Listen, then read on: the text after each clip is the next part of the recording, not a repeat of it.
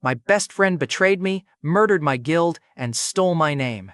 20 years later, I reincarnated as Levi Madsen, a level 1 beginner somebody had dumped in a trash bin. Revenge was all I wanted, and player qualification gave me 50 rounds to prove I could start taking everything back. The first 2 goblins lost their heads before the tester finished reading my name. By round 49, the arena floor was green. Qualification was simple: clear 50 rounds and become a player, fail, and go home. Round 50 tested my old skill. The real question hurt. How could level 1 catch a murderer with 20 years of power? 20 years earlier, inside the tower, I was Levi Prescott, humanity's #1 climber and leader of the Blue Halo Guild. Humanity entered the tower starving, climbers cut routes, settlements followed. On the 3rd floor, I found a lost blade mage, guided her back, and later recruited her. Our healer, lancer, brawler, and the rest made us the strongest team in the tower. A ranked sword saint demanded a public duel. I dropped him before his second step. He tried to rise, fell face first, and the crowd turned his challenge into my highlight. Travis Vane, my best friend for 10 years, fought beside me. Before floor 8, I loaned him a legendary protection relic. When our teammates praised me, he forced a smile. On floor 8, during our final raid, I learned who he actually blamed. Real raid death was final. No reset, no second attempt. The boss pinned our front line while our healer kept us alive. Travis and his support fighters stood behind her, exactly where trusted allies belonged. The boss lunged, so we committed forward. Steel struck behind me. Our healer turned. Travis caught her wrist and drove his blade into her back. Her healing spell broke between her hands. The boss tore through the opening while Travis's fighters attacked our own people. I blocked one claw and asked Travis why. Travis wiped his blade on the cloak I had bought him. Every time you helped me, everyone saw how far behind you I was. I called him insane. Travis kicked a wounded guildmate's hand away. Your advice made me look weak. Your pity made it worse. Every time they called you #1, I wanted you gone. Then he spread his arms while people bled around him. When you die, Travis said, Blue Halo needs a new leader. I wanted his throat, but wounded teammates covered the platform and Travis's unit closed behind them. I had one major skill left, so I spent it on my people. The cyclone threw every teammate within reach off the main killing line. The last thing I saw was Travis shielding himself with my relic. Then the boss killed me. While I was dead, Travis spent 20 years using our history. Public records called him the man preserving Levi Prescott's will. My face hung on memorial banners while my murderer accepted applause beneath them. My cyclone had still changed something. I later learned 2 wounded survivors reached a forest cabin. Searchers found them before sunrise. One survivor cut the first intruder down, the other erased their trail and dragged them deeper into hiding. Their names stayed hidden from me. The body waiting for me carried its own nightmare. Its last memories showed a rich bully stealing credits, kicking it under a stairwell, and ordering it into the dump. 20 years later, on Earth, I woke inside that trash bin. Rotten food soaked my shirt. My right hand shook because the dead body still remembered fear. Worst resurrection package imaginable. No refund. My player rig confirmed the facts. Compatible player body confirmed. Consciousness, Levi Prescott. Legal identity, Levi Madsen. Level 1. Levi Madsen had died minutes earlier. His consciousness was gone. His sensory memories remained, and the tower system gave no answer for who had moved me into him. Then my public feed showed Travis beneath a Blue Halo banner. The headline called him the Keeper of Levi Prescott's Will. He had the guild's name, my protection relic, and 2 decades of growth. I had level 1, bruised ribs, and the hands he had failed to kill. Fine. I would rebuild, find whoever survived, and reclaim every piece of Blue Halo he had turned into a trophy. Then I would remind Travis who the real #1 was. The next morning, at my public memorial, visitors wore cheap masks around an empty casket. A pale blue flower opened above it. I recognized a teammate's skill signature and a one-way contact path, but the trace revealed no name or location. I almost sent a message. Then I checked my level. A survivor could be watched. Even a loyal friend might cut down a level 1 stranger claiming to be the dead leader. So I closed the path. Qualification started in 2 days, and I chose power before reunion. 2 days later, back in the qualification arena, the tester released the full trial. Round 1 lost 2 goblins to 1 swing. Armor failed at round 10. The archers at round 20 shot each other. By round 49, the floor was green and the timer could barely update. Then a goblin king twice my height entered. 1 club swing could break the new body and end my qualification. My sword could wound it. My arms could not finish before the counter, so I dropped my sword and moved late.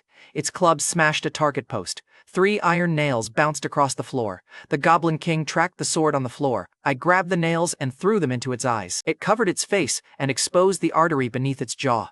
I recovered my blade, opened the throat, stepped around the blind counter, and cut the same line again. Its knees hit first. Its face followed. A gold message filled the arena. First recorded round 50 clear by a novice. The tester stopped talking like an instructor. The record was my first win against the 20-year gap, and it opened the tutorial shop. Now I needed a weapon strong enough to close the gap without killing my second body first. Only after the arena reset did the bald tester enter the ring. He introduced himself as Calvin Reddick, the instructor responsible for qualification, then crouched beside the broken target post. Calvin picked up one bent nail. "You used arena debris against a round 50 boss." I pointed at the floor. "It was lying there." Calvin frowned. "Beginners don't see that." I sheathed the sword. "Then your course should charge extra when they do." Calvin looked from the corpse to my grip. His instructor voice thinned. "For a second, you moved like Levi Prescott. I wiped the blade clean. He sounds talented." Calvin stared harder. The bald superfan had arrived. The record gave me levels, credits, and one purchase window. A wall of weapons rose from the arena floor before Calvin could ask another question. He pointed at the safe option first. The silver sword reduced fatigue and made early climbing forgiving. Forgiving would leave Travis 20 years ahead. I moved to the black blade at the end of the display. The nameless demon blade multiplied physical ability while active. It paid for that power by draining health and stamina. Calvin stepped between us. "That weapon hospitalizes veterans." Beside the blade sat a dark bead no larger than a coin. The greed bead reduced dangerous item drawbacks and improved when fed upgrades. It could soften the demon blade's drain. It could never erase the bill. Safe sword, cursed blade, loophole bead. I selected the last two before Calvin finished objecting. Most of my reward credits vanished. Calvin grabbed the counter. "You spent everything on a build that can kill you." I met his stare. "I have someone to catch." The demon blade bonded through the sheath. My pulse jumped. Stamina vanished from my status bar, and the greed bead returned only part of it. Calvin saw the same numbers. His expression changed from offended instructor to worried fan. Good, now we were communicating. He admitted he had once begged Levi Prescott for an autograph. The confession came out so fast, I almost checked whether the baldness was stress-related. Calvin recovered and launched a recruitment pitch. The Vanguard Guild, a major first floor power, could guard me, fund my gear, and keep the record quiet. I wanted one part of that. "Keep the result private," I told him. Calvin brightened. "Good, Vanguard can protect you." I also refuse Vanguard. His face fell twice in one conversation. "Efficient." Calvin blocked the exit with both arms. "You can't carry that result and that sword without a guild." I rested one hand on the demon blade. "You watched me carry 50 rounds. Calvin's jaw tightened. Calvin lowered his voice. "Every guild on the first 3 floors will want you, then lose the paperwork before they see it." Calvin had once begged my old self for an autograph. Now a rude rookie was ordering him to become bad at administration. Beautiful. Calvin finally stepped aside. The demon blade pulsed again before I reached the hall. My stamina dipped. The greed bead returned part of it. My first real upgrade billed me by the heartbeat. Room 5, the hardest private training chamber, waited down the corridor. The nameless demon blade started draining me before I reached the private training hall. So I booked Room 5, the hardest chamber available to a new player. The receptionist looked at my rookie status, then at the cursed sword. Room 5 breaks experienced climbers. Good, I need accurate numbers. Her expression said, I was stupid. Fair assessment, I entered anyway. The room sealed and gave me 30 seconds to withdraw. I spent 25 watching the wall seams. The demon blade recognized its owner the moment I drew it. Power slammed through the new body. My speed doubled. The first target crossed the room in pieces before the system finished announcing the start. Then the bill arrived. Every swing drained stamina. My pulse stumbled. The greed bead caught part of the loss and left the rest inside my muscles. Rune 5 fired a metal ram through the wall. I ran along the shaft, cut the control core, and sent the dead machine through a shield formation. 6 practice soldiers hit the wall before their feet settled. Then the lights died. Blades came from both sides. I followed the gears, ducked the first pair, and used the second to sever the next trap's supports. My vision narrowed anyway. The system warned me to stop. I spent my last achievement points upgrading the greed bead instead. Look, Travis had 20 years of levels. I didn't have time for a responsible hobby. The stronger bead caught more drain. I pushed harder. 10 minutes later, the exit opened over broken targets, split walls, and cracks across 3 floor lanes. The receptionist entered, followed a blade mark through 3 reinforced panels, and stopped beside me. How long were you in here? I tried to stay upright, long enough to regret standing up. Then my knees folded. I woke on a bench with every muscle screaming. The demon blade worked. The greed bead worked. I could barely straighten my back, and my credit balance looked even worse. Power was available. Sustaining it would cost money I didn't have. The next morning, on a street in the starter district, a streamer solved that problem by pouring coffee over his own head. A viewer had offered him credits for the stunt. He accepted the mission, dumped the cup, and received payment through his player rig while strangers laughed. I watched the balance appear. A man had just sold his dignity for coffee money. Finally, a business model I understood. Viewer missions held the credits until the streamer accepted and completed the objective. Combat streams paid more because viewers enjoyed danger from a safe distance. Humanity remained consistent. Minutes later, inside a crowded cafe, Levi Madsen's body recognized its old bully before I did. My shoulders tightened, my breathing shortened. Those reactions came from residual memory, and the man causing them wore expensive armor with a level 20 badge. Tucker Ransom had beaten Madsen, taken his credits, and ordered him into the dump. One memory showed Tucker forcing Madsen to transfer his lunch money while friends filmed. Another ended with Madsen curled under a stairwell while Tucker checked the stolen balance. Now the Nepo bully walked over like the trash bin had returned his property. Tucker set an empty cup against my chest. Coffee, snacks, use your own credits. His friends watched from the next table. Tucker wanted the old show: command, fear, obedience. I left the cup on the floor. Tucker grabbed my collar. Did the dump scramble your brain? Caught his wrist. Let go if you want to live. His smile slipped. There were too many players around us. The cafe sat inside a safe zone, and exposing my strength here would create questions before I had answers. I released him and walked toward the door. Tucker shoved the empty cup toward one of his friends. Then he bragged that he had reached level 20 with a B-rank tutorial skill. His table laughed on cue. Then he promised to make me disappear before anyone learned a beginner failure had embarrassed him. I looked back once. Congratulations on surviving the tutorial. Tucker's grin vanished. The coffee prince kept bragging after I had already turned my back. Naturally, he made it worse. That night, I entered a real orc dungeon outside the protected challenge network. The rule was simple.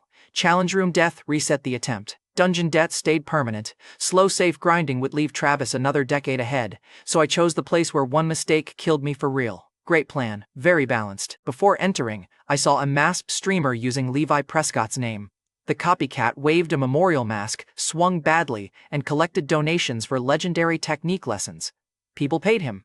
I had been murdered, robbed, reincarnated in garbage, and now a stranger was monetizing my face with terrible footwork. That was personal. The orc pack charged as soon as I crossed the dungeon threshold. I drew the demon blade, accepted the drain, and moved through them before the rear line understood the front line had died.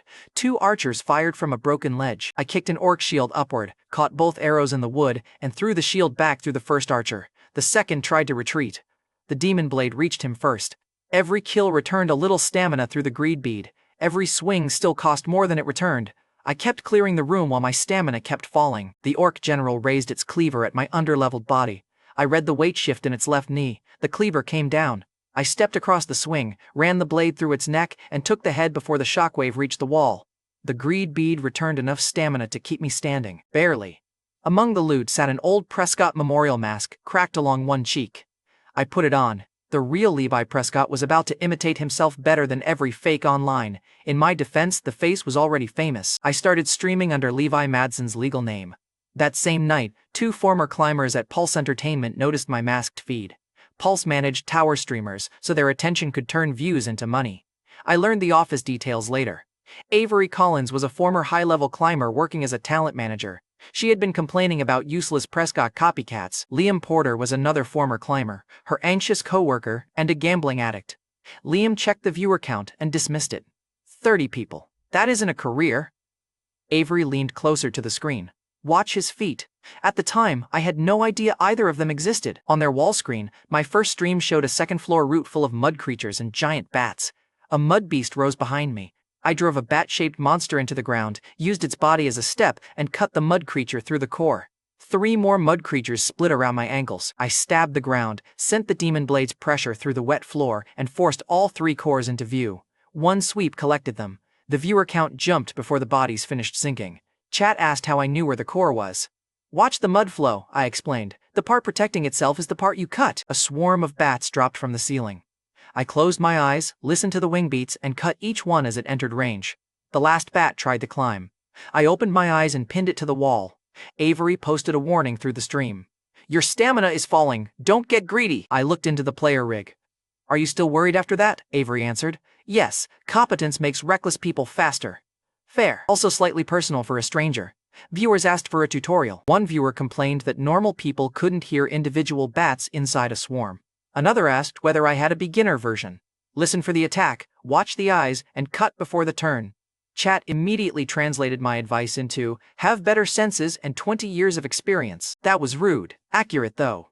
A donation alert flashed. I waited for the credits. Nothing happened. I asked the stream why the money had vanished. Avery told me to press the collection icon beside the alert. The combat genius had lost a fight with a button. Viewer count climbed. Then the route ended at Garrick's gate. Garrick was a massive warrior wolf who guarded the next passage. His species could smell fighting potential, and he studied me before lowering his weapon. You carry a warrior scent, Garrick rumbled. You may pass. The normal objective was respect. He had granted it. The gate began opening. Then a viewer mission appeared. Defeat Garrick, 3,000 credits. The credits would pay for another greed bead upgrade. Avery posted one word, don't. I accepted the mission. Garrick looked at the confirmation, then at me. I drew the demon blade. Sorry, you became the objective. The warrior wolf laughed. Then earn your greed. He attacked with a low rush meant to drive me backward. I stepped inside the first swipe and cut his shoulder. Garrick twisted before the second strike, forcing me back with the haft of his weapon. The blow lifted me off my feet. I hit the gate, landed badly, and tasted blood. Chat stopped joking. Avery posted my falling stamina before I could hide it. Garrick gave me room to stand. You may still pass. I checked the mission counter. The money doesn't pay for passing. His ears pulled back. Even the honorable wolf had limits for cash goblin behavior. My stamina dropped again. He learned fast, so I gave him the pattern he wanted. Twice I dodged left when he lunged. On the third rush, Garrick drove harder, aiming to crush me against the gate wall. I went left again. At the last instant, I planted one foot on the wall and vaulted over him. Garrick hit stone hard enough to crack it. Before he could turn, I drove the demon blade through the opening under his armor. He dropped to one knee. The mission released 3,000 credits. Garrick looked up and grinned through the pain. A greedy warrior is still a warrior. Then he fell. Chat exploded. Avery stopped telling me to retreat. Liam, according to the story she later told me, started recalculating what 30 viewers could become. The tower system confirmed the kill. Normal passage overridden. Hard route activated. The gate opened fully. Something enormous moved beyond it, and the ground shook under my boots. 3,000 credits had just purchased a problem with very large footsteps. The hard route gate offered me an elemental choice while something huge moved beyond it. I chose Thunder. The system had offered safer elements with lower body strain.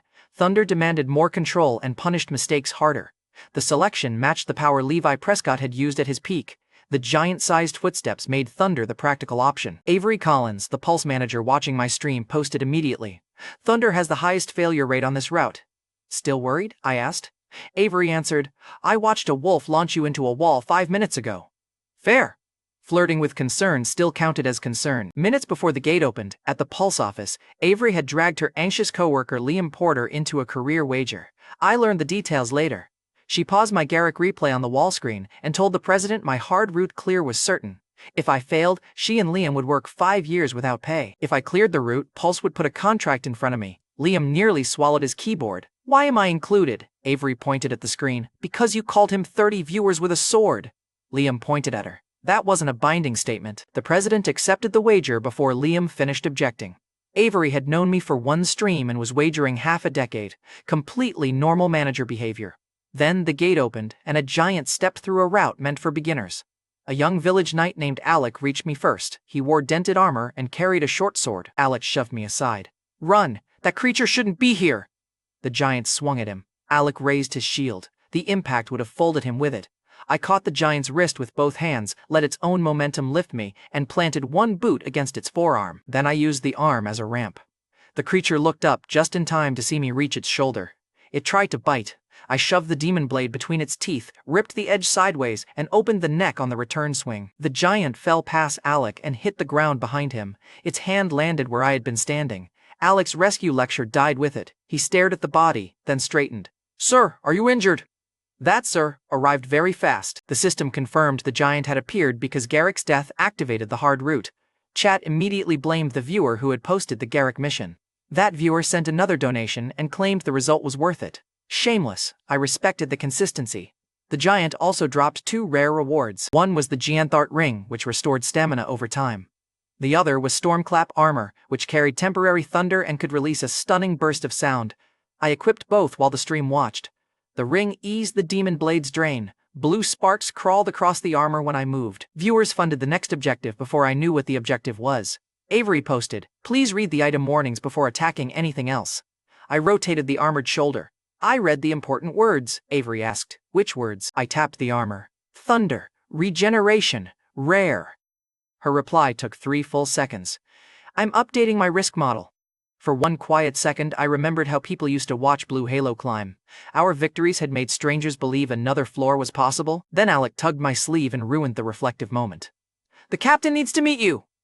Later that morning, inside the village command room, Alec introduced Captain Barrett, the blonde knight responsible for keeping the settlement alive. Barrett skipped the ceremony. Giant attacks had increased since the hard route opened. His scouts had located a chief near the mountain base, and he planned to strike before the creatures reached the village. One skeptical knight looked at my mask. "We're trusting a beginner because he killed one lost giant?" Another asked whether I had brought a real guild. A third stared at the live viewer count as though popularity might block a club. Alec turned on them. "He killed it while saving me." Beautiful. My attempted rescuer had become my public defender in under an hour. Captain Barrett placed a rough map on the table. "The attacks are getting worse. Our scouts found the chief near the mountain base. Help us strike first, and this village will owe you." The room kept muttering until Barrett tapped the farms already crossed off the map. The giants had made waiting look stupid. I had cleared a version of this route in my first life. Barrett died during the expedition because he stayed behind to protect everyone else. I looked at the captain standing over the same map. "I'll help," I told him. "You follow my orders when the fight turns." The skeptic scoffed. Barrett held my gaze, then nodded. I had failed to save my guild. I could change one death here. By late afternoon, Captain Barrett led the expedition to the mountain base. Alex stayed with the rear guard.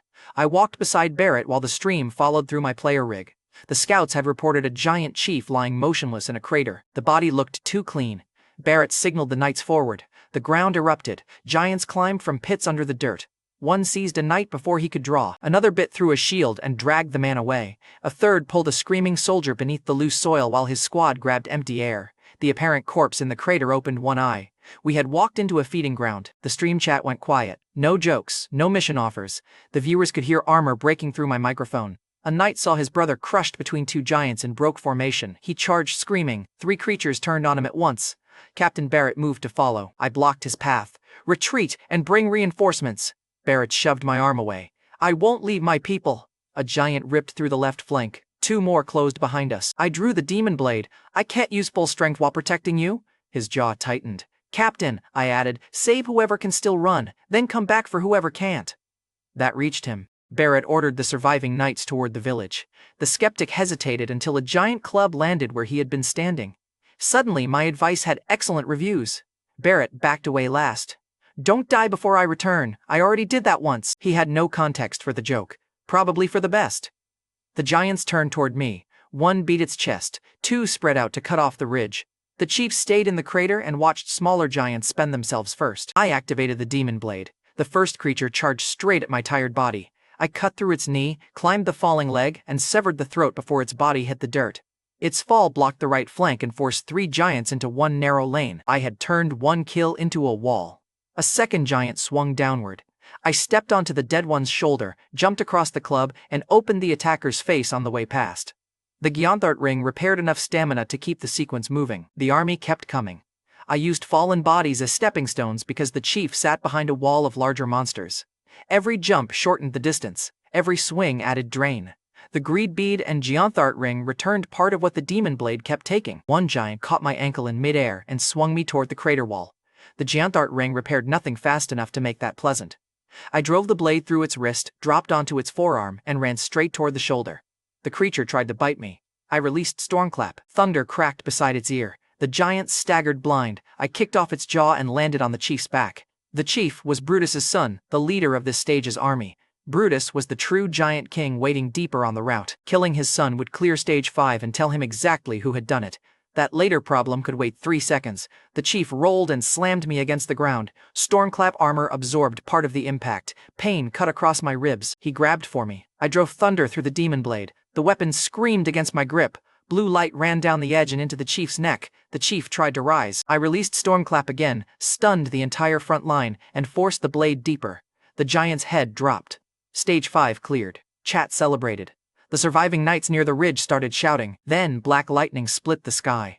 The clear message stayed on screen. The remaining giants stayed on their feet. I didn't even get a cool victory pose. Black lightning struck before the clear message faded.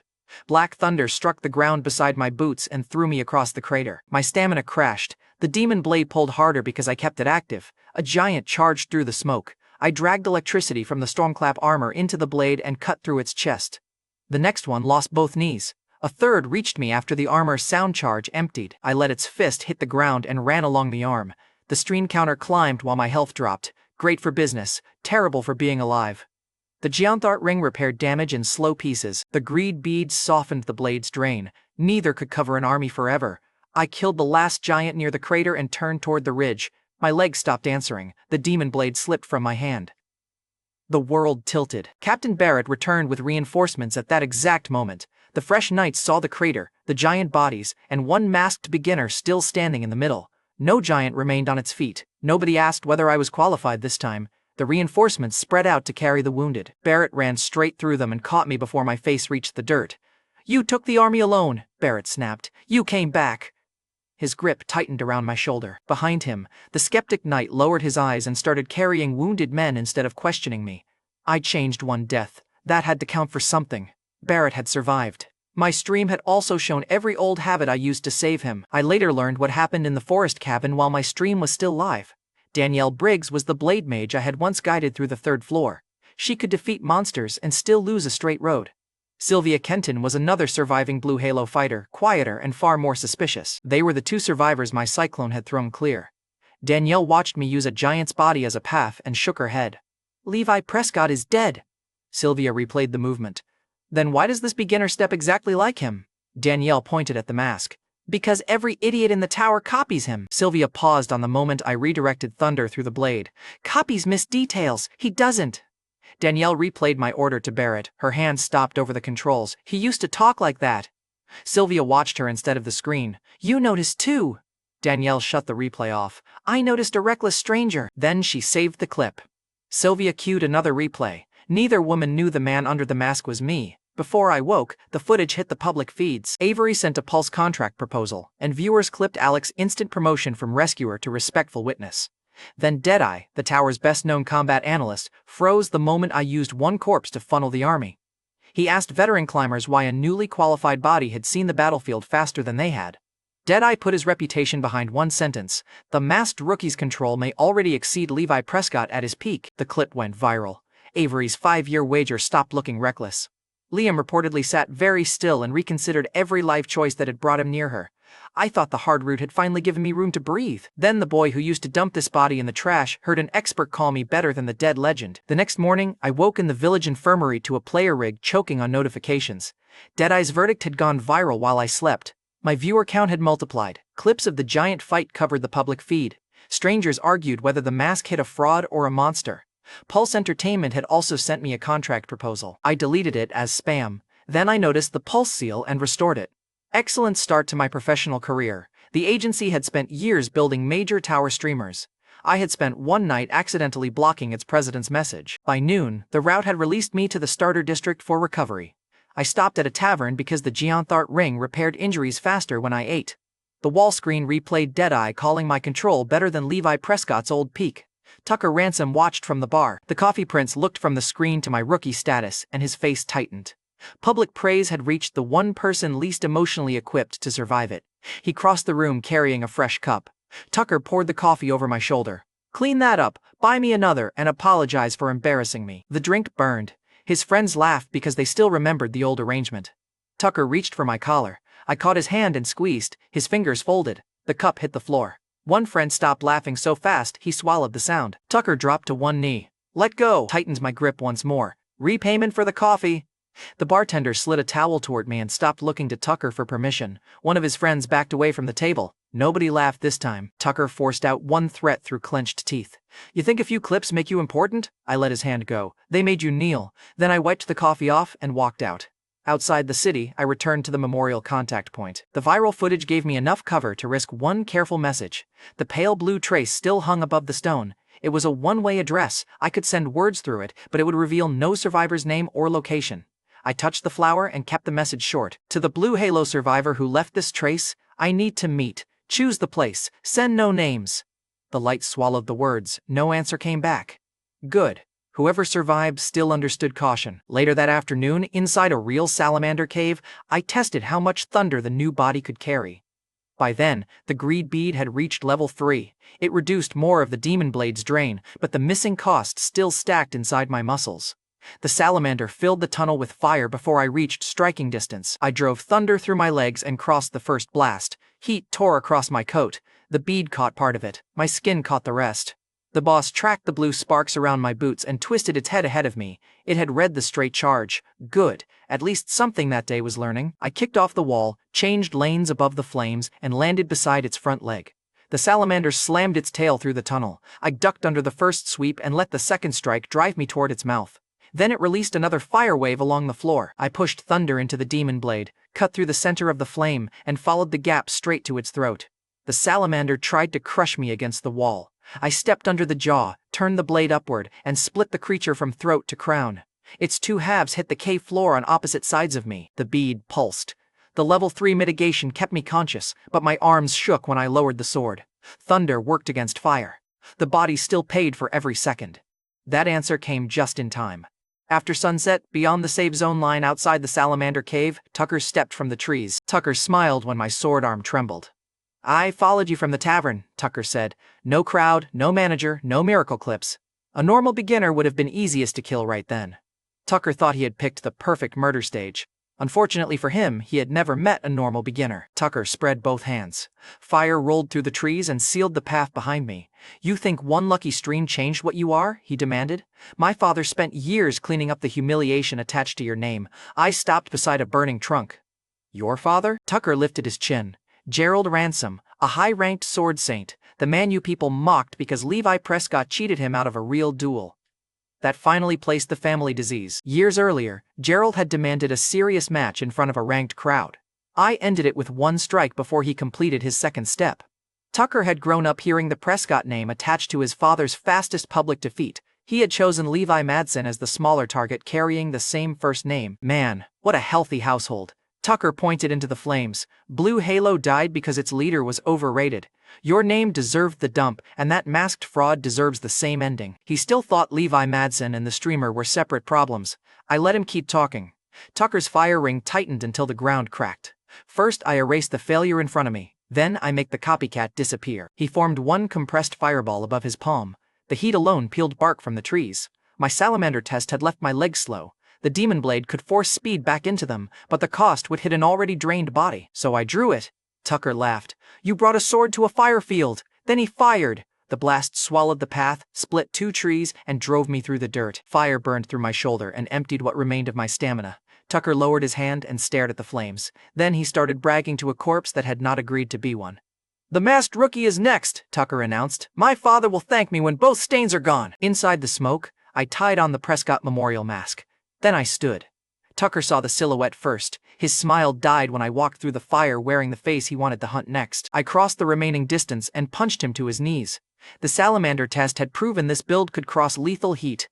Thunder resistance and the level 3 greed bead had turned Tucker's killing blast into burns. His fire field collapsed. Tucker looked at my burned coat, the mask, and the demon blade. "Madsen, get it?" His eyes widened. "You're the streamer." Then his gaze dropped to my stance. Tucker's voice broke. "Levi Prescott died." I grabbed his collar and lifted him. "Pick the man you tried to kill, Madsen, the masked rookie, or Prescott." He finally reached the correct answer. Then pride made him cast again. I genuinely do not know what he thought would happen. His best attack had failed, his fire field was gone, and he still raised the same hand. I cut once through the casting arm above the elbow. The limb fell. Tucker followed it. My second strike stopped at his throat and knocked him unconscious with the flat. That was my thank you to the body he had broken. By the time Gerald's people reached the path, Tucker was gone. A later report found drag marks, scorched dirt, and no body. Someone had removed him first. Gerald got a missing son. I got a rancor problem. Avery later told me what happened that same evening at Pulse. Deadeye replayed my giant fight for Dorian Crossley, the company's president. Dorian watched the chief fall, watched Barrett catch me, and stopped the replay before Deadeye could repeat his verdict. Dorian told Deadeye to build a collaboration around me. Then he ordered Avery to make me Pulse's priority recruit. That evening, at a restaurant near Pulse's office, I finally met Avery Collins in person. The former climber and terrifyingly competent manager entered in a fitted black jacket, carrying one thin contract folder. In my defense, the jacket was winning the professionalism argument. Avery stopped beside the table and stared at my unmasked face a second too long. I leaned back. Do managers inspect every client this closely? Avery sat too quickly and nearly missed the chair. Only clients who resemble my dead childhood hero. Comforting policy. It has been an expensive week. Good. She could banter under pressure. Avery opened the folder, then noticed the burn under my collar. Her fluster vanished. The manager took over. She moved around the table, caught my sleeve, and checked the damaged shoulder before I could object. You fought a fireboss after collapsing against giants? He was available. Avery stared at me. That is the worst possible reason. The result was useful. So is sleep. I looked at the hand still holding my sleeve. Do all Pulse contracts include medical supervision? Avery released me and returned to her chair. Only for clients determined to die before payday. Then she kept the pitch brutally short. Pulse would promote my streams, protect my independence, arrange the Deadeye collaboration, and take a share only when I earned. I read while she watched my face. My silence lasted 10 seconds. Avery filled all 10. She reminded me about the 5-year wager and said Dorian approved the risk. Then she promised never to force a guild contract on me. By the end, her professional voice had climbed half an octave. Avery, I cut in. She gripped the folder. If the percentage is wrong, I'll fix it. I trust you. The words stopped her completely. Her eyes brightened, and she looked down before the tears could win. I signed one line and held out my hand. Avery checked the signature twice, then caught herself hugging the folder against her chest. She took my hand. Her grip was steady again. At the doorway, she looked back at my burned shoulder. Promise you won't enter another lethal route without telling me. I promise to tell you. Avery narrowed her eyes. That sentence avoided the important part. You're learning, she laughed, despite herself. Then let me make the next stream impossible to ignore. Do that. Before we left, the next Stormpath stage occupied the front page of Pulse. My last fight had exposed my identity to Tucker.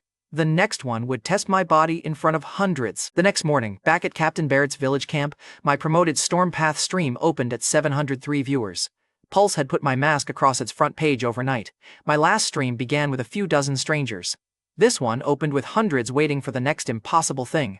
The first thing they saw was a knight calling me a fraud. 3 days remained before the true Giant King reached the village. Perfect public relations. One skeptic pointed at the Prescott face. He barely survived the last stage. Now we're trusting a copycat with the village? Captain Barrett pointed toward the recovery tents. The blonde captain had watched me take a giant army alone. That copycat saved every knight you see standing.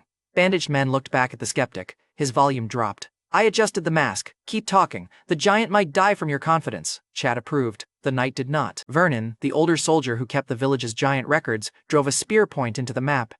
The chief you killed was Brutus's son. Brutus is the real king. He ripped down a canvas. An old carving showed humans holding black lightning between shadowed gods and giants taller than towers. Ordinary weapons only slow Brutus, Vernon warned. Millennium Peak holds the fragment that can force open Madsen's sealed magic channels. He pointed at the burn lines above my collar. External thunder does the opening. If his body fails, the mountain keeps him. The skeptic stopped smiling. Barrett tapped the mountain.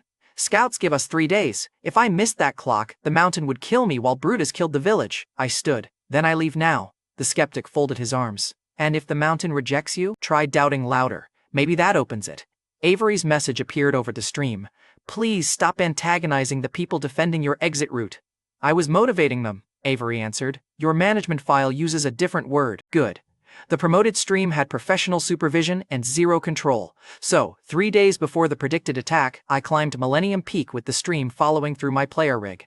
The storm thickened as I climbed. Each thunderclap pulled harder at the greed bead, and blue sparks jumped from my boots to the rock. Thunder pulled at the bead before I saw the entrance.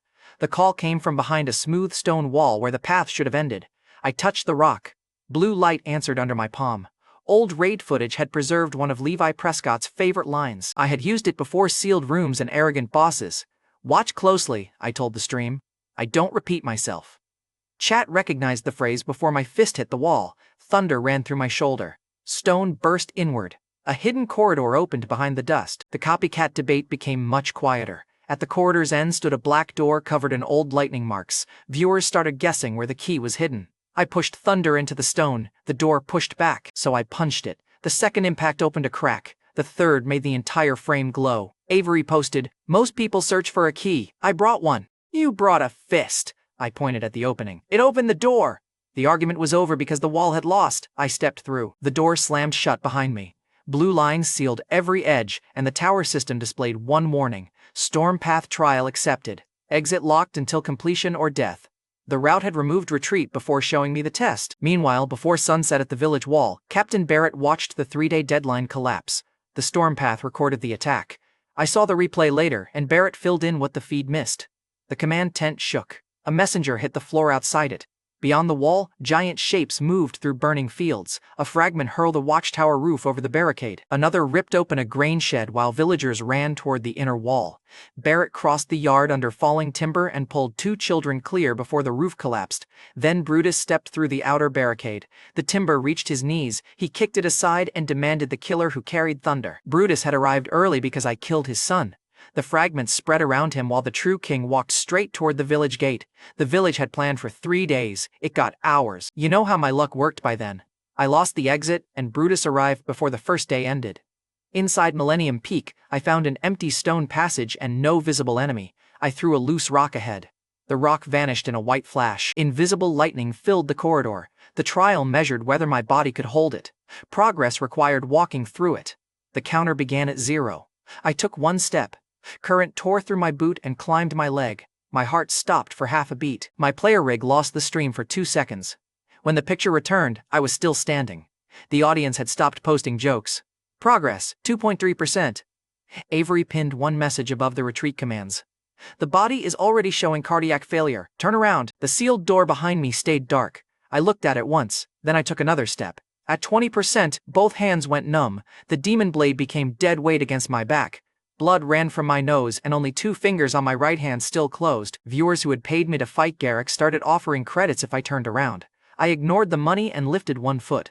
The next strike threw me onto 1 knee. At 50%, my left leg failed. I dragged it forward while the open channels pulled harder at every new arc. My rig flashed a forced disconnect warning. If I passed out, the stream would end and the trial would keep killing me off camera. The next step hit harder. I later learned Danielle and Sylvia were watching from their forest cabin. Danielle leaned toward the screen. His channels are still closed. Sylvia tracked the lightning crossing my chest. Then the route is forcing them open. Danielle's hand closed around the table edge. Neither woman argued about whether I looked familiar after that. The next current hit my spine. The corridor disappeared. I was sitting at a picnic table with blue halo. The healer Travis Stab sat across from me, alive and clean. My old teammates crowded the grass. Their weapons rested nearby. For 1 second, floor 8 had never happened. Then the healer looked at me.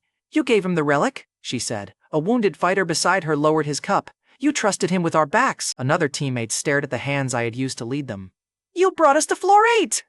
The food rotted on the table. The grass turned black. Every wound from the raid opened across their bodies. I told them I had tried to move everyone clear. The healer rose. After you gave him the chance. Their shadows stretched toward me. The picnic table became the broken raid platform. My teammates closed around the bench, and every face carried the same question. Why did I survive when they did not? I reached for a sword that was no longer there. Hands caught my shoulders. Broken weapons pressed toward my chest. The healer's fingers closed around my throat while the others repeated the accusation. My trust killed them. My leadership trapped them. My survival abandoned them. Then I saw Travis beyond the circle, protected by the relic I had handed him. His choice was still his. I drove my feet into the black ground and stood. The vision shattered. I woke face down in the lightning corridor. Progress, 97%. My arms barely moved. My heartbeat skipped between strikes. The final core waited close enough to see and far enough to kill me before I reached it. I crawled. Far below, Captain Barrett faced the village defenders while Brutus's fragments battered the wall. One knight wanted to abandon the farms. Another said the masked climber had sealed himself in the mountain and left them to die. Barrett grabbed the second man by the armor. He went into that mountain because our weapons cannot kill what is coming. Hold the wall long enough for him to come back. Vernon planted his spear beside Barrett. Anyone who runs gives the giants their family first. The same skeptic who had called me a fraud looked toward the recovery tents. Then he drew his sword and took the empty place beside Vernon. That ended the retreat talk. The defenders took positions while villagers carried water, arrows, and wounded men behind them. The skeptic stayed beside Vernon. Back inside the trial, I reached the electrical core at the end of the passage. The first touch threw me across the floor. The core stayed where it was, pulsing slowly, as if it had all night. The second touch burned through my glove and locked my arm from wrist to shoulder. My fatigue climbed into the fatal range. The player rig warned that another full discharge could stop the body permanently. I rolled onto my stomach, hooked 2 fingers against the stone, and pulled myself back within reach. Then, I reached again. At the village wall, Barrett and Vernon brought down the largest giant in the first wave. The creature hammered the gate with both fists while smaller fragments climbed the sides. Barrett ran beneath the next blow and cut the knee. The giant dropped low enough for Vernon to climb the broken gate support and drive his spear through the throat. The creature crashed outside the wall and crushed 2 fragments under it. The defenders cheered. The skeptic raised his sword. Villagers behind the line started calling Barrett's name. For several seconds, they thought they had killed Brutus. Then the true giant king stepped through the smoke behind the corpse. He stood taller than the wall and carried broken barricade beams in one hand. The dead giant at his feet barely reached his waist. A panicked knight dropped his weapon. "I didn't kill your son. Let me go." Brutus looked down at him. "Then die without honor." His foot came down once. Vernon charged before Brutus could reach Barrett. The older knight had spent the whole day telling frightened men where to stand. He used his last seconds to stand between the king and his captain. His spear struck Brutus's chest and snapped. Vernon drew the broken half and stabbed again. Brutus caught him in one hand and crushed him against the ruined gate. The village stopped cheering. The skeptic who had just raised his sword lowered it without noticing. Barrett stood beneath the true king with a broken weapon, Vernon's blood on the stones, and no path left behind him. Inside Millennium Peak, my fingers closed around the electrical core for the last time. Lightning tore through every opened channel. The last sealed line in my chest opened with a pain sharp enough to stop my breath. My shoulder hit the wall. My vision went white. The counter stopped. Progress, 99.99%. For one terrible second, the trial refused to move. The audience saw the number and started counting the missing fraction like shouting could force it higher. I tightened my burned fingers around the core. Then it split open in my hand. A black spear formed from compressed lightning, longer than my body and far too heavy for my current level. Black Bolt spear acquired. 1 use. Full charge required. It was a higher floor weapon dropped into the hands of a bleeding beginner. The spear's first pulse burned my arm and lit the entire mountain. Far below, Brutus turned his head toward the thunder. I had the weapon. Now I had to charge it before the giant king reached me. At the village wall, Captain Barrett stood beneath Brutus with a broken sword. The route replay later showed me what he did next. Barrett pointed east. "Your son's killer fled toward the river." Brutus lowered one hand around the captain. "You carry his lightning on your armor." Barrett had none. He had blood, ash, and enough nerve to lie to a giant king's face. "Then kill me," Barrett answered. "You still won't find him." Brutus tightened his grip. Then Millennium Peak erupted with black lightning. The new spear announced my location across the entire route.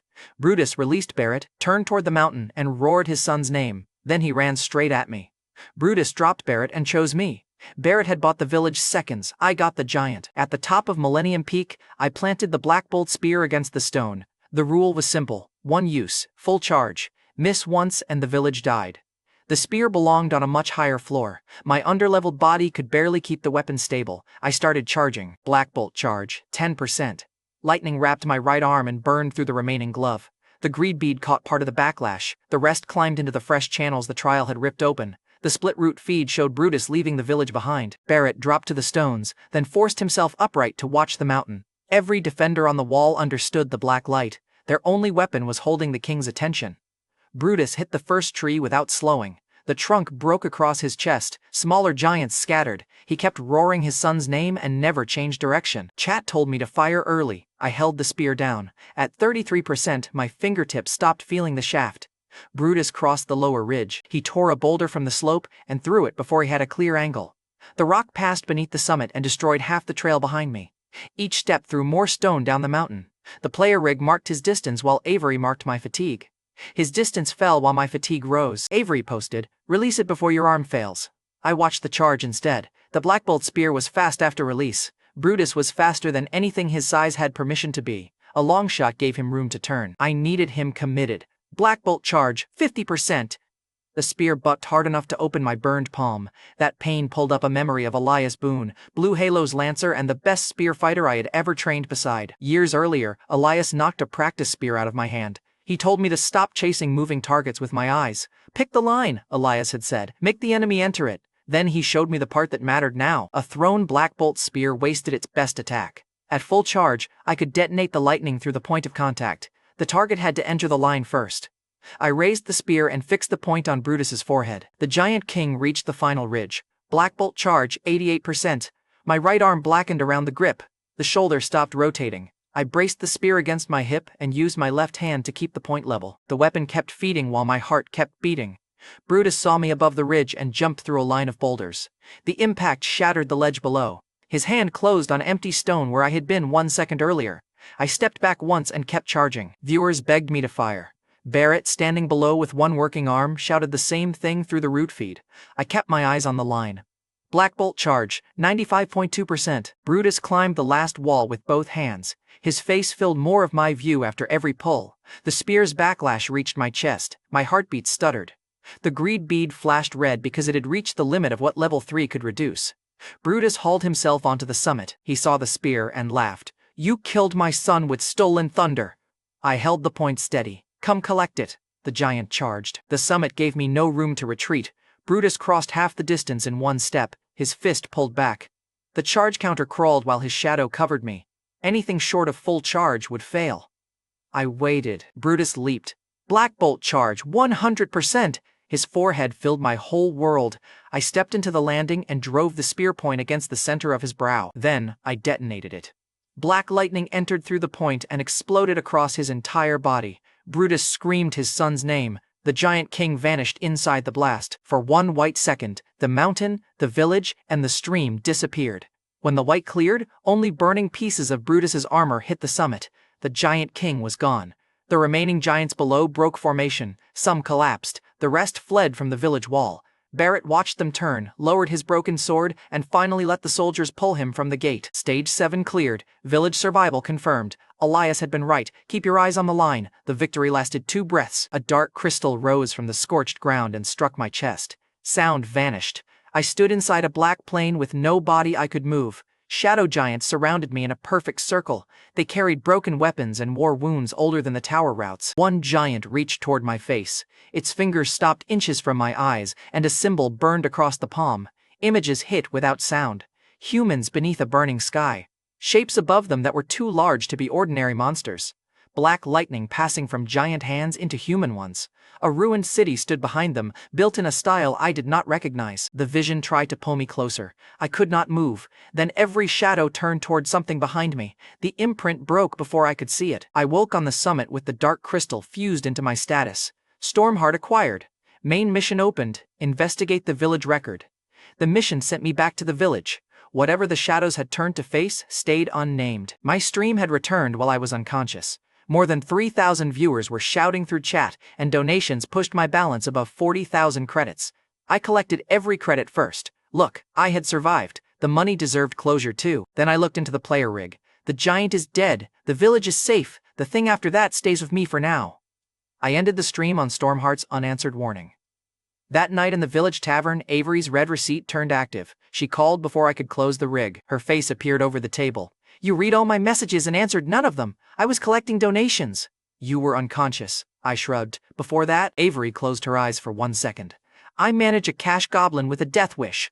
Put it on the promotional material. She told me Dorian had arranged a profit-sharing collaboration with Deadeye. I asked how much it paid." Avery stared at me. "You saved a village today." I tapped the balance. "I also earned 40,000 credits today." Avery pointed at me. "You say money because you don't want people noticing you care." "No," I told her. "I genuinely like money." That answer should have cured her. It did not. She stayed on the call while I spent the money and forgot to lecture me for almost 12 seconds. Tragic. The greed bead rose to level 4, giving the demon blade and thunder more room before my body folded. Avery watched the balance drop. "You kept those credits for 12 seconds. They looked unemployed." I reopened the preserved memorial flower trace. My message still had no answer. Whoever held the other end stayed careful. The next morning, Pulse forwarded a public recording from the upper floors. Luther Ashby was a high-level Blue District player. The modern faction controlled pieces of Blue Halo's old power structure. Luther replayed the moment the spear touched Brutus's forehead. "That detonation angle belonged to Elias Boone," he told the people around him. "Prescott's Lancer taught it to Blue Halo. A beginner shouldn't know it. Luther only named the technique. That alone was dangerous enough." He watched the clip again, then laughed once. "People remember the leader. They forget his entire guild was monstrous." Blue District responded to that concern with subtlety. Right after the recording ended, Avery called from Pulse and turned her camera toward the conference table. 100 gold bars covered it. The attached offer claimed Blue District had heard. I cared only about cash. I counted the rows. They did their research. Avery folded her arms. "They also think money buys access. Leave the bars where they are." Her eyebrow lifted. "You aren't accepting?" "I didn't ask for a guild." The gold stayed on Dorian's table. Blue District had moved from watching me to trying to buy access. That afternoon, back in Captain Barrett's village room, the surviving captain brought a basket of fruit large enough for a wedding proposal. My right arm was wrapped from wrist to shoulder, so he set the basket where my left hand could reach it. I let the stream return for the route farewell. Chat immediately asked whether Barrett was my girlfriend. Barrett looked at my rig. Why are they laughing? They think the apples mean we're dating. He stared into the basket. I brought pears too. Apparently you're serious. Barrett finally laughed, rough and surprised. Then his smile faded. He set the basket down. The village records could not explain Stormheart. They only suggested that humans once received power like it to fight gods and ancient giants. Barrett rested his hand on the broken sword at his waist. Whatever showed you those shadows, this village owes you the chance to find the answer. We had saved each other. That was enough. The storm path closed around us. Thunder settled into my body at level 3, and the tower system opened the route to the next floor. Barrett offered his forearm. I took it. Then the teleport light pulled me away before the fruit reached the table. The third floor was where I had first met one of the people I failed. 20 years later, somebody had put her dead teammate's boots under arena lights. The teleport dropped me into the third floor city with Barrett's pears still in my left hand. 3 players saw the Prescott Memorial mask and laughed before my boots touched stone. One pointed at me. Another imitation. This floor sells those masks by the crate. His friend inspected my wrapped right arm. This one even copied the injuries. I held up the fruit basket. The legendary pear technique is difficult to fake. They stared. I walked past them. Good opening. I had saved a village, killed a giant king, and reached the next floor carrying produce while strangers reviewed my costume. The mockery stopped mattering at the first crossroads.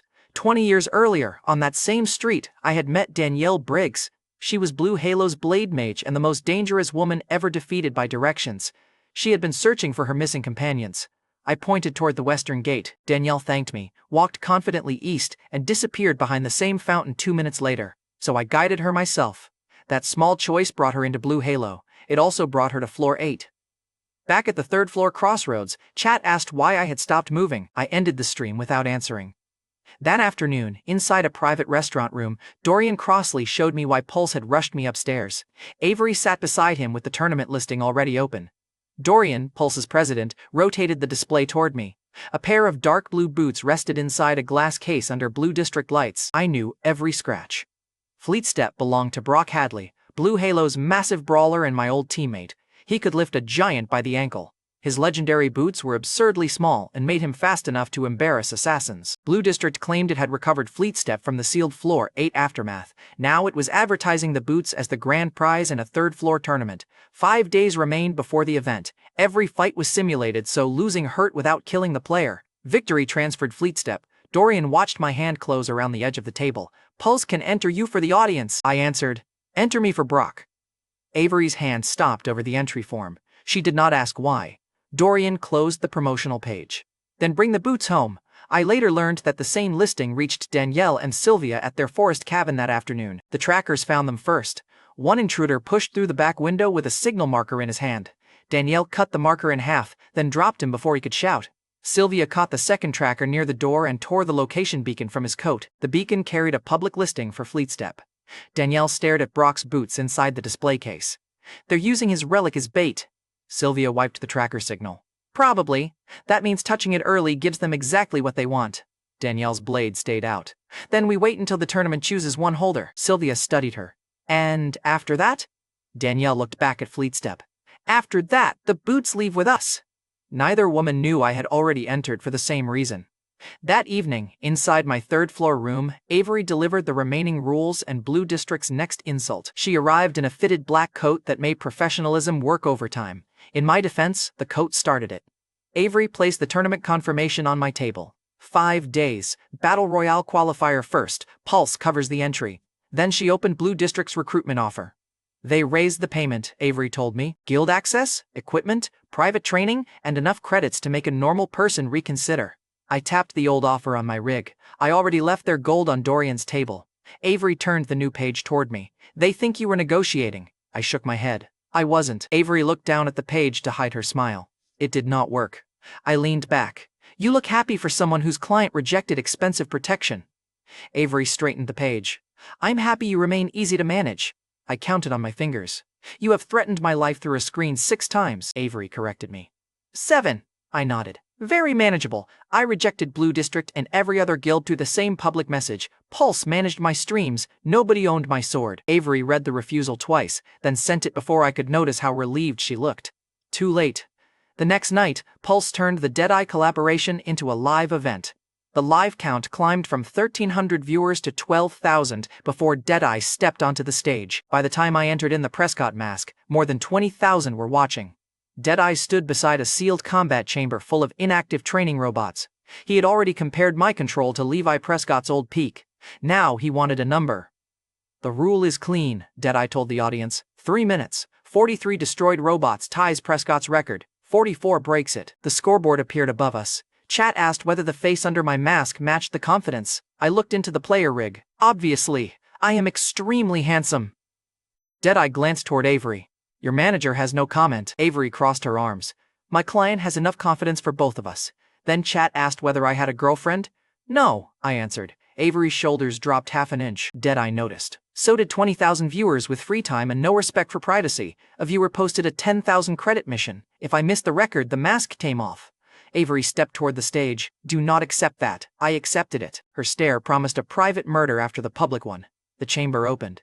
3 robots attacked before the timer reached 2 minutes 55. I cut the first through the hip joint and used the falling body as cover. Then I kicked its severed arm into the third machine's sensor cluster. Kills, 3.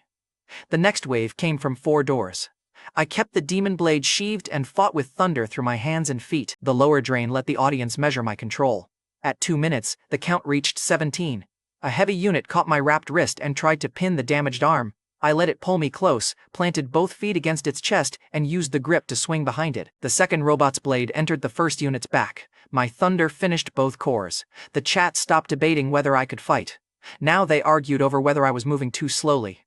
Deadeye stopped narrating every movement. He began watching my pace. At 1 minute, I had 31. That put me behind the old record's final pace. Viewers began posting the mask removal mission like a countdown. Avery kept one hand locked around the stage rail. The stream passed 40,000 viewers. Robots dropped from the ceiling with heavier armor. I redirected one charge into another, crushed a knee assembly, and sent thunder through the connected metal. Kills, 39. 20 seconds remained. The last 4 units spread across the chamber. 1 carried a tower shield. 2 attacked from opposite walls. The 4th stayed behind them with a ranged weapon. I took the ranged shot against my wrapped arm and turned with the impact. My heel drove through the first attacker's chest plate. Kills, 40. The shield unit rushed. I stepped onto the shield, ran over its head, and cut the rear machine's weapon in half. The broken weapon discharged through both bodies. Kills, 42. 5 seconds. The last robot backed away. 4 seconds. I let it raise the blade. 3 seconds. Deadeye gripped the railing. Avery forgot to breathe. 2 seconds. I crossed the chamber and tapped 2 fingers against the robot's chest. Thunder detonated through the core. Kills, 43. The timer reached 0 as the machine hit the floor. The scoreboard locked on Levi Prescott's record. The copycat jokes stopped. Gerald's supporters went quiet. Deadeye released the railing. Avery exhaled through her teeth. Chat split between people calling me the heir and people accusing me of copying a dead man's exact pace. Then Gerald Ransom entered the live feed.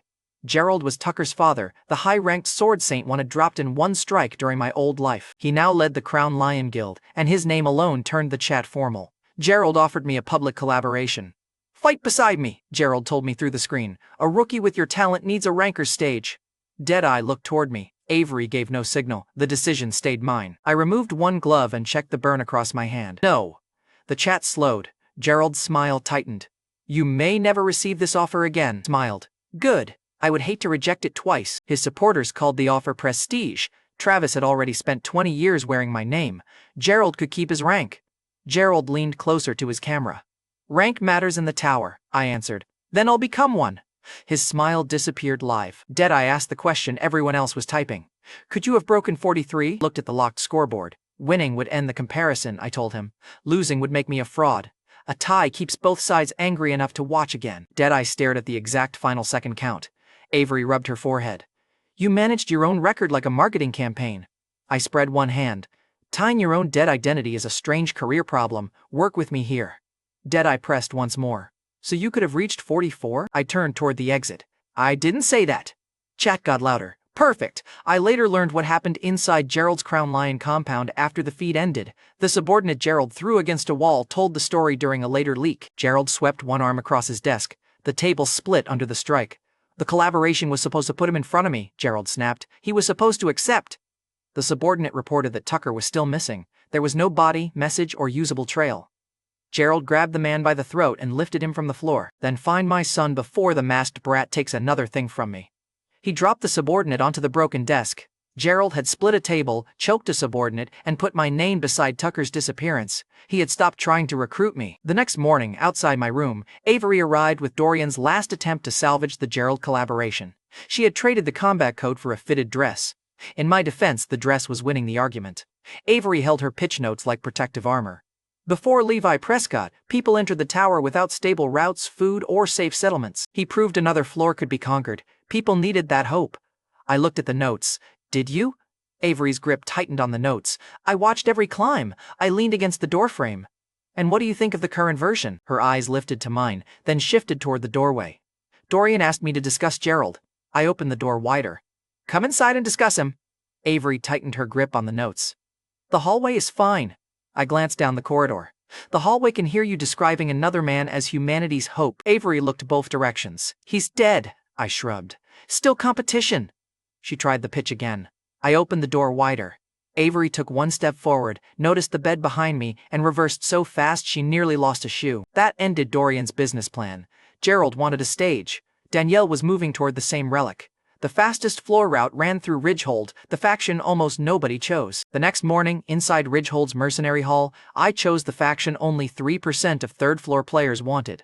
Ridgehold offered the fastest route toward Fleetstep. It also stamped every newcomer E rank and advertised them as prey. Clint Raker, a B-rank mercenary who collected obedience from weaker players like hallway tax, found me before the registration screen closed. He stepped into my path, hit my shoulder on purpose, and bounced backward harder than I moved. His friends laughed at him. Clint's face darkened. E-ranks apologize when they touch me? I looked at his shoulder. You touched me. Clint smiled. Then apologize for being there. Look, I genuinely don't know what result the hallway tax collector expected from that sentence. Clint grabbed my coat near the throat. I caught his wrist, turned under the arm, and drove a lightning kick into his chest. He crossed the hall, hit a job board, and slid down beneath assignments meant for beginners. His friends stopped laughing at him and rushed me before Clint stopped sliding. Loyal crew, terrible timing. The first swung a club. I stepped inside, broke his stance with one shoulder, and sent him into the second man. A third tried grabbing the Prescott mask from behind. I ducked, caught his elbow, and threw him over the pair already falling. The fourth man stopped with both fists raised. He checked Clint, checked the pile, and made the brave decision to attack anyway. I swept his front leg, caught his collar, and laid him across the other three. At least the gang had finally achieved coordination. Clint dragged himself upright and reached for a weapon. I kicked the weapon from his hand. It landed beside his badge. Pick one up, I told him. The badge or the dignity? He picked the badge. The whole hall saw it. Before I entered, E-rank meant prey. After Clint crawled away, the desk workers started answering my questions first. Clayton Reese, Ridgehold's A-rank gatekeeper, left the examiner's table. He was one of the few veterans who had survived Stormbreak Cavern. He crossed the silent room and looked at Clint under the broken board, then at my wrapped arm. You're the masked rookie, Clayton said. I glanced at Clint. I've been called worse this morning. He brought me to the examiner's table because Ridgehold had one problem worth skipping the grind. Normal third-floor clearance demanded 10,000 activity points. E-rank work paid around 50. A careful beginner could lose a year to crates, pests, and arithmetic. Stormbreak Cavern could erase that year. The passage mattered to Ridgehold, and a normal attempt needed 20 fighters. Clayton folded his arms. The next organized raid leaves after the tournament. I pointed at the tournament clock. Then approve one solo attempt now. I'll handle the tournament first and the cavern without your roster after. Clayton tapped my E-rank badge. Earn the right first. I tapped the badge back. I'll earn it in the cavern. The hall went quiet for the second time that morning. My live viewers turned the boast into paid missions before Clayton answered.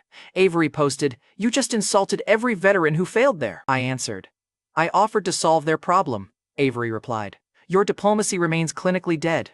Clayton pushed a 20-name roster toward me. "Take them." I pushed it back. "One attempt. If I fail, nothing changes. If I clear it, Ridgehold gets the passage. I get the progression and full route access."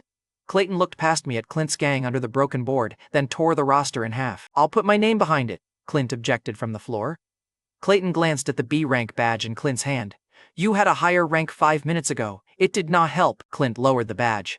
The desk workers kept looking at me. The viewer mission stayed open. Roman Dacre, the third-floor spear captain favored to win the tournament, heard the clip before lunch. I later learned Danielle watched the same broadcast while preparing to leave the forest. She replayed my abrupt stream cutoff, then the solo cavern declaration.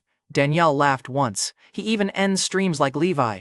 Sylvia packed the tracker beacon they had stolen. That resemblance is exactly why the tournament may be bait. Danielle pulled her hood up. Then I should reach the bait before someone sells Brock's boots. Sylvia stayed behind to protect the cabin and the contact route. Danielle started toward the 3rd floor. After my public refusal, while Danielle traveled and I prepared, Blue District sent an envoy into Dorian's Pulse office. I learned the confrontation later from the staff who watched it happen. Philip Keel, Blue District's envoy, entered Dorian's conference room wearing guild colors and the expression of a guild peacock expecting applause. He placed another recruitment package on the table. Blue District has been patient. Pulse is guarding a golden goose that belongs with the people who built this floor. Dorian stayed seated. Levi already answered. Philip smiled at the employees around him, then explained the consequences to him. Blue District controls access, tournaments, relic custody, and people your company needs. Dorian stood. His combat aura filled the room without a spell or weapon. Philip's smile vanished. His hand froze over the package. Both knees bent before he forced them straight. Dorian walked around the table. You came into my office, threatened my people, and called my client property. Philip tried to answer. His voice came out thin. Dorian took the recruitment package, pressed it against Philip's chest, and walked him backward to the door. Dorian opened the door. Tell Blue District the goose bites. Then Dorian threw the guild peacock into the hallway. Over the next 3 days, outside the 3rd floor city, I hunted because the tournament and Stormbreak both required more than confidence. The last target was a sky serpent wrapped around a ruined tower. It dove with its mouth open. I ran toward it. Thunder carried me beneath the fangs. I drove the demon blade through the roof of its mouth. Stormheart pulled the edge deeper, and I cut out through the neck before the body crushed the street. The 3-day hunt awarded 9 levels. Level 35. The serpent dropped the fang almost as long as my arm. 2 days before the tournament, Avery met me near the market. 49,000 credits hit my balance while she leaned over my rig and pressed her shoulder against mine. Roman Dacre is the favorite, Avery explained. His odds are 1.2. Yours are 6.1. Roman was the 3rd floor spear captain who had spent 10 years pursuing Stormbreak Cavern. I looked at Avery. Do the odds require this distance? The screen is small. I tapped the display covering half the table. Avery stepped back 1 inch. Focus on Roman. I was trying. Her ears turned red. Useful betting board. Then she played one public clip. Roman's spear crossed the frame before the sound arrived, and the wall behind his target split. I stopped teasing her. Roman was dangerous. One of his crew later told me Roman crossed half the floor after seeing my solo cavern clip. I'm giving him one chance to apologize before I defeat him, Roman told them. Completely calm behavior. We met at a roadside market while I tried to sell the serpent fang. The merchant offered a beginner's price and lied about the supply. Roman arrived, pointed at the clean route, and called the offer robbery. The price jumped before the merchant finished objecting. I accepted it. You traveled here to help me sell monster parts? Roman adjusted the spear on his back. I traveled here for your apology. Worse opening. At the restaurant across the road, the server asked whether we wanted one bill. We're not dating, I told her. Roman sat opposite me. I would rather fight the cave. Good. We finally agree. The server left before the spear captain challenged the furniture. Roman planted both hands on the table. Stormbreak buried teams I led. You called it a solo shortcut in front of thousands. I answered. I called it the fastest route. That remains true. Roman leaned forward. Withdraw the claim and apologize. I held his stare. No. Roman's jaw tightened. Then I will beat you in the tournament. I set the market receipt between us. If you win, I apologize publicly. If I win, you write down everything you know about Stormbreak Cavern. His crew stopped pretending not to listen. Roman held out one hand. Agreed. I took it. The wager gave me a fair price, a dangerous rival, and the cave report if I won. It also guaranteed the Coliseum would belong to Roman before I entered it. 5 days later, inside the 3rd floor Coliseum, Avery argued with Liam Porter over next month's salary. Liam was Pulse's anxious gambler, and the crowd around them screamed Roman Dacre's name. Fleetstep waited in a glass case above the arena under Blue District lights. Avery placed her full next paycheck on me through the betting board. Liam stared at the confirmation. You're wagering salary again? Avery kept her eyes on the arena. You were about to bet on Roman. Liam lifted both hands. I was studying the market. Avery tapped his rig. You had the amount entered. Liam lowered his player rig. The market was persuasive. The anxious gambler worked for Pulse and still nearly bet against Pulse's own streamer. Beautiful loyalty, terrible impulse control. A hooded woman sat 2 seats from Avery. I learned later that Danielle had followed Roman into the Coliseum because the favorite was the safest person to shadow toward Fleetstep. She wore a cheap Prescott mask beneath the hood. At the time, I only saw another masked spectator near my manager. The rest of the Coliseum belonged to Roman. Every entrance screen showed the spear captain. His crew filled the front rows. When his name appeared, hundreds stood. When mine appeared, one section booed and another asked whether the Prescott mask came free with registration. Avery leaned over the railing. "Ignore them," I answered. "I was counting future customers." Avery pointed toward Fleet Step. "Count the boots." That ended the joke. Monica Reyes, Blue District's tournament presenter, raised one hand. The glass case descended above the center platform. "The champion receives Fleet Step," Monica announced. "A legendary blue halo relic recovered from floor 8. Recovered. That was a polished word for putting Brock Hadley's property under lights and selling tickets around it. The boots still carried a scrape across the left heel from one of our old raids. I rested one hand on the demon blade. "I'm taking you home, Brock." Avery watched me instead of the crowd. She did not ask for an explanation. "Win first, break things after." Reasonable advice. I planned to do both in order. Monica opened the qualifier. The rule was simple. 10,000 players entered a simulated field. When only 1,000 remained, the round ended. Elimination hurt, but nobody died outside the simulation. Day vanished over the arena. I landed inside a dark forest with artificial moonlight and 9,999 competitors. The first player attacked before Monica finished repeating the rules. He saw the mask, called me a copycat, and swung for my neck. I caught his wrist, turned the blade into his own chest, and sent him out of the simulation. Survivors, 9,999. I had planned to conserve stamina for Roman. Then the viewer missions appeared. Credits stacked beside elimination targets. Some paid for groups, others paid extra if the opponent tried to run. You know where this was going. The nearest 4 players stopped looking like competition and started looking like overdue upgrades. I accepted the missions. A shield user charged first. I kicked the shield into his face and stepped over the falling edge. Then, I hit the fighter behind him with thunder through my palm. The third player tried circling. I threw the first man's dropped sword through his path and forced him straight into the demon blade. The fourth ran. The mission paid extra for that. I used thunder through my feet, crossed the clearing, and tapped his shoulder before he reached the trees. He turned with both hands raised. "I surrender!" I raised the demon blade. The simulation doesn't pay for surrender. One strike removed him. Chat started calling the fleeing players walking money. Rude. Accurate though. I moved through the forest without spending full demon blade output. Thunder handled weaker opponents. The greed bead returned part of every cost. The Geonthart ring kept the old burns from tightening too quickly. Groups tried surrounding me because the odds said 6.1. The odds kept sending me customers. I broke one formation by cutting the ground under its front line. Another group used trees for cover. I sent lightning through the wet roots and eliminated everyone touching the same patch of earth. The kill counter climbed while the survivor count fell. At 40 kills, a 6-person squad blocked a stone bridge and announced that my bounty belonged to them. Their leader wore heavy armor and spent 10 full seconds explaining the formation. Very generous. I cut the bridge support while he talked. The center dropped first. The rear line crashed into the shield wall. I ran across the falling stones, hit 3 cores with 1 thunder arc, and used the armored leader as a landing platform. His squad disappeared beneath him. He lasted long enough to hear chat rename the formation a group discount. The mission counter released another stack of credits. In the stands, Liam watched Avery's bet move toward profit and tried changing his earlier position. Avery made him repeat, clearly, that he had nearly bet against me. Danielle laughed behind the cheap Prescott mask. Liam put his rig away and stopped arguing. Across the field, the public feed found Roman. A mercenary group had hidden on both sides of a ravine. They waited until Roman entered, then attacked from 12 angles. Roman's spear showed no glow, skill effect, or visible enhancement. He stepped once. The nearest attacker disappeared from the feed before the spear sound arrived. Roman turned the shaft, struck behind himself, and sent 3 more players through the ravine wall. The remaining mercenaries rushed together. Roman drove the spear point forward. Everything behind his target split. Trees broke in a straight line. The ravine floor opened. The ambush ended before the spectators finished standing. Roman looked at the public camera. "Tell the masked rookie to stop farming weaklings." The Coliseum erupted for him. I watched the replay in the corner of my player rig and adjusted my prediction. The favorite was real. Back in the stands, Danielle used the shared mask to start talking with Avery. Avery later gave me the exchange word for word because she thought it was funny. Danielle tilted her Prescott mask toward the arena. "Your rookie copies the original's arrogance." Avery glanced at Danielle's matching mask. "You dressed for the complaint." Danielle tapped her mask. "This is respect." Avery tilted her head. "So is watching every one of his streams." Danielle crossed her arms. "Research." Avery smiled. "Of course." Danielle pointed toward the feed where I had just chased another player through 2 trees. "Prescott had cleaner footwork," Avery answered. "The rookie tied Prescott's record." Danielle folded her arms. On purpose, apparently. Avery smiled. You sound impressed. Danielle faced the arena again. I sound suspicious.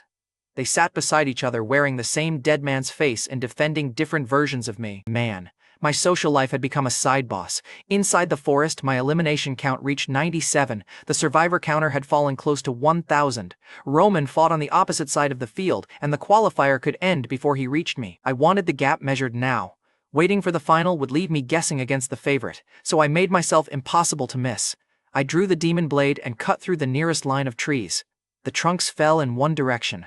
I followed with thunder through the ground, splitting the hill beneath them. Dirt and stone rose above the artificial forest. The public feed swung toward the damage. Then I cut a second path across the field. The crowd stopped watching the survivor counter and started watching the scar I was carving toward Roman. He followed the noise. Roman stepped through the dust with his spear over one shoulder. I found you. I looked at the ruined forest behind me. I cut down half the map. You followed directions. His mouth moved once. Almost a smile. Roman lowered the spear. Then stop advertising. He attacked. The first thrust looked simple. His shoulders stayed level. The spear point came straight for my chest. I read the rear heel and knew the real force would arrive late. I drew the demon blade and blocked. The impact drove me backward through a tree. The tree broke. My boots dug 2 trenches through the dirt. Both hands went numb around the sword. Roman had used no visible enhancement. Roman watched my grip. You insulted Stormbreak with those arms? I forced my fingers closed. They still stopped you. He thrust again.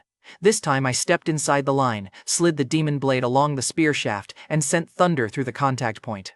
Roman released one hand before the current reached him, spun the weapon around his back, and struck from the other side. I ducked. The spear missed my head and erased every tree behind me. The crowd saw the empty lane and finally understood why his odds were 1.2. In the stands, Avery gripped the railing. Danielle leaned forward beside her. Neither woman watched Fleetstep now. Both watched Roman. I used the opening to cut across his shoulder guard. A thin line opened in the simulated armor. Roman touched it, then looked at me with real interest. Better, flexed my numb fingers. Your approval pays terribly. He drove forward hard enough to split the ground beneath us. I activated the demon blade fully. Power entered my legs. The greed bead caught the first wave of drain. I met the spear head-on, redirected the point past my ribs, and countered toward Roman's neck. He caught my wrist with the shaft. For half a second, neither weapon moved. Then Roman's raw strength forced my blade down. My injured right arm shook. The tremor traveled into the sword. He saw it. Roman pulled the spear back for another strike. The qualifier horn sounded. Survivors! 1,000! The simulation froze both weapons before contact. The horn ended the round because 1,000 survivors remained. It settled nothing between us. Roman lowered the spear as the field dissolved. The final! I sheathed the demon blade. Bring the version that glows. Roman grinned for real. Bring arms that last. Back in the break area, my hands kept shaking after the simulation released me. Avery caught my wrist before I could hide it. That was his unenhanced spear. I flexed my shaking hand. I noticed, very clearly. Avery's grip tightened. You underestimated him. I admitted it. I did. No joke fixed that. My hands were still shaking, and the qualifier credits could buy one expensive answer. The final was next. Roman wanted my pride. Blue District wanted the boots. On the breakroom feed, the masked woman beside Avery had stopped watching the scoreboard. The qualifier ended, so I spent 80,000 credits before my hands stopped shaking. Roman had forced my injured arm down with an unenhanced spear. Entering the final unchanged would let him do it again in front of the entire Coliseum. The breakroom screen offered rank B for the greed bead. I confirmed the purchase. 80,000 credits spent. Greed bead, rank B. My balance dropped hard enough to qualify as an emotional attack. Look, I had been rich for several minutes. New personal record. I drew the demon blade and sent one thread of thunder across my fingers. Rank B caught more of the drain, so the current held. Then the black bolt burn tightened beneath the wrap. I cut the test off before the room learned what I had bought. Avery watched the balance vanish from my rig. 80,000 credits. I glanced at the dead balance. I noticed. Avery held up the rig. What changed? I told her. My financial future. Avery reached for my wrist. I moved it before she could check the tremor. Her eyes narrowed. Levi. I pulled my hand behind my back. The answer will look better in the arena, Avery warned. That sentence usually ends with me threatening you. I smiled. Your management style remains very personal. Avery's mouth twitched, but the feed behind her pulled the smile away. The hooded spectator in the cheap Prescott mask had left her seat. Tournament security was tracking the woman across the west stands. Avery tapped the feed. She stopped watching Roman. She kept watching Fleetstep. That was the same masked woman who had sat beside Avery during the qualifier. The tournament control feed boxed her in red for circling Fleet Step's case. I tightened the demon blade's sheath.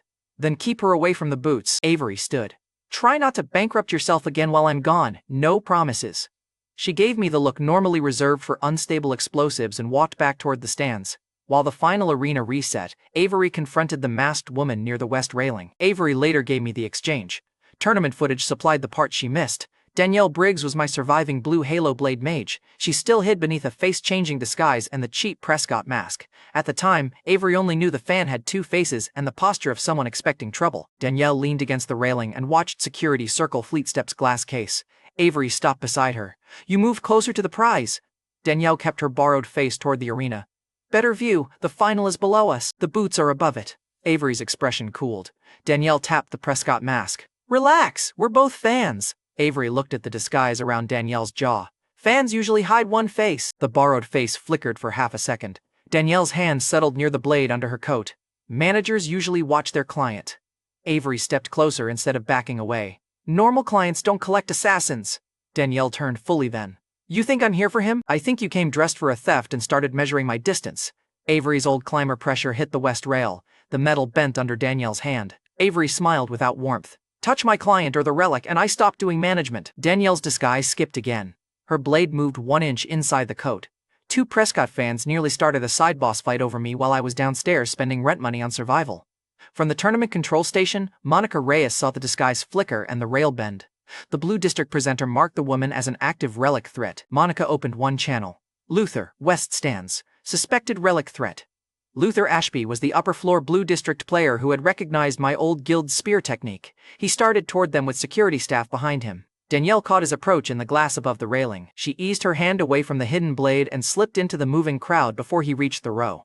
Luther arrived at an empty seat. Security spread through the stands while the final countdown pulled Avery back toward my side of the arena. Avery touched her player rig and sent me one message. The masked fan is dangerous. Win fast. I answered before stepping into the simulation. Do managers usually threaten fans? Avery replied immediately. Normal clients don't collect assassins. Fair. Also rude. The territory final loaded beneath my feet. 1,000 survivors became 1,000 territory owners. One challenger could enter a zone at a time. Defeat transferred the territory. The damage stayed simulated. The rules rewarded waiting. Attackers exposed themselves. Defenders could choose the ground. Most finalists froze behind their borders. Roman attacked before Monica finished explaining patience. I attacked from the opposite side. The spear captain crossed one boundary and erased its owner with a single thrust. The transferred territory lit behind his name. His crew roared from the stands. At the nearest boundary, 2 players argued over who should challenge the shield-bearing owner. One pointed at my mask. We can wait until he leaves. I crossed the boundary before either moved and drew the demon blade. You had a better plan before I arrived. The territory rule locked both spectators out. The owner raised his tower shield and tried to stall. A viewer mission appeared beside his name. Eliminate the owner in 30 seconds. I accepted. The shield user planted both feet. I hit the shield once, let him brace for the second strike, then sent thunder through the ground under his rear heel. His stance broke. The demon blade passed through his chest before the shield came down. The simulation removed him. The territory counter moved. The mission paid. I crossed into the next zone before Roman reached mine. He saw me leave on the public feed. Roman drove another owner through a stone wall and pointed his spear toward my retreating back. Stop running! Crossed a second boundary. I'm earning. The crowd laughed before remembering they supported him. Viewer missions kept appearing. Every territory offered credits, and rank B let the greed bead return enough stamina to keep the pace ugly. The upgrade bought stamina. Every extra second still arrived with a bill.